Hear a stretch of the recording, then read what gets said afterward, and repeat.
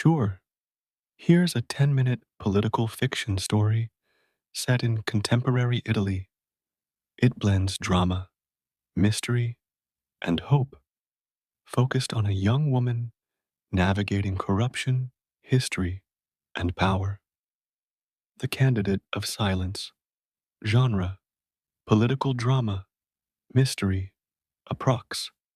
15-minute read. Part 1. The Envelope, Rome, 2025. The wind carried the scent of espresso and ancient dust through the streets of Trastevere. Sofia Bianchi, 28, walked quickly through the cobbled alleyways, gripping a thick, unmarked envelope she had received the night before. No sender, just her name, scrawled in fading ink. Inside was a single sheet of paper with 6 words: "You must run. The silence ends." And beneath it, a photograph. Her grandfather, Enzo Bianchi, a quiet man who had died aged in 1992, shaking hands with Aldo Moro, the Italian prime minister murdered in 1978. Sophia's heart pounded. She worked in archives. She'd always admired history, but avoided politics. Her mother had begged her never to get involved. Your grandfather was a good man. That's why they erased him. Now someone wanted her to do the one thing she feared most: step into the fire. Part 2. The Secret Party. 2 nights later, she met the sender, Luca Caruso, a 60-year-old former journalist, now a recluse. They sat in a dark cafe near the river Tiber. Luca slid a file across the table. Inside got photos, documents, letters, all showing her grandfather as part of an underground reformist party in the 1970s called La Voce Nascosta, the hidden voice. They had wanted to end mafia influence in parliament and push for transparency before being crushed by both left and right forces. Your grandfather was supposed to be their candidate, Luca said, but he was silenced, not murdered, not exiled, just erased. Why me? Sophia asked. Because the time has come to resurrect the idea. But no ghosts. We need someone living. I'm an archivist. You're a Bianchi. Part 3. The Campaign. A month later, Sophia stood before a crowd in Milan, nervous, shaking, and without a party. She launched her movement. Silenzio non è pace. Silence is not peace.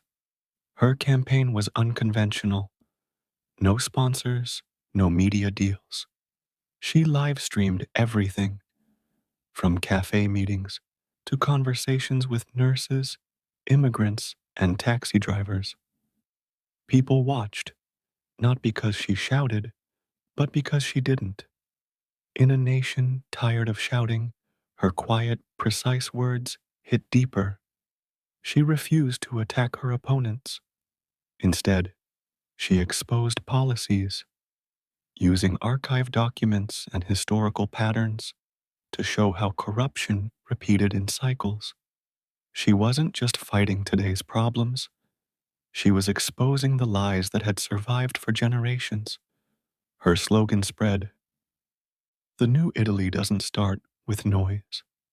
It starts with truth." And that scared people. Part 4. The Threat. A week before the regional elections, Sophia received a message in her mailbox. No stamp, just a photo. Her standing alone in her apartment the night before. On the back, "Your grandfather knew when to stop." That night, she sat at the edge of her bed, shaking. Luca called, urging her to back down. "You've made your point." But Sophia wasn't her grandfather. She wasn't going to vanish. Instead, the next morning, she went live. They told me to be quiet, but that's how Italy lost Moro, how it lost Falcone, how it nearly lost its soul. We are done being quiet. The video went viral. 12 million views in 24 hours. Part 5. The vote. On election day, turnout hit a record high. Sofia didn't win every region, but in Rome, the heart of history, she won by a landslide. Her movement now had real seats, and she had a decision to make: stay in the archives or take the next step. 1 week later, she addressed Parliament for the first time. No shouting, no theatrics, just Sophia, standing in silence for 30 seconds before speaking. She looked around the chamber, eyes firm. This silence, do you hear it? It's not fear, it's the end of pretending.